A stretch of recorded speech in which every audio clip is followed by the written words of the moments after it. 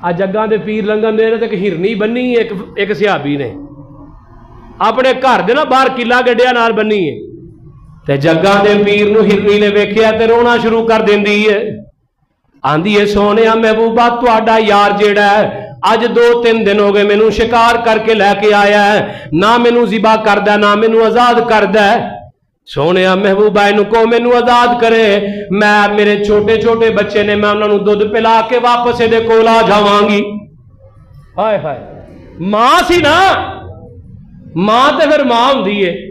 जग्गां दे पीर फरमांदे ने वाकई वापस आएंगी सोने मैं वादा तुहाडे नाल करनी आ, मैं वापस आवांगी। जग्गां दे पीर ने इस सिहाबी नूं बुलाया है, हाँ बई की मुआजरा है? सोने महबूबा बस नहीं जिबा कर सकिया, शिकार करके लिआंदा सी, चल इनू आजाद कर, अपने बच्चों नूं दुध पिलावे।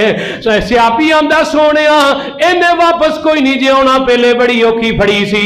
आका फरमांदे ने जब तक हिरनी वापस ना आएगी उन्नी देर तक मैं मुहम्मद तेरे कोल ही बैठा वां।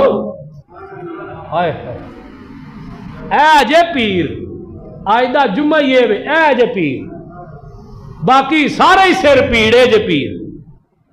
जग्गां दे पीर ना वादा करके तुर गई। मैं अपने अंदाज च क्या करना, हदीस दे रवायत दे अल्फाज नहीं, मैं क्या बच्चों नूं दुध पिलांदी होएगी ते नाले आंदी होएगी, बच्चों छेती छेती दुध पी लो, मैं वापसी दा वादा वामिना दे लाल मुहम्मद ना करके आई हां।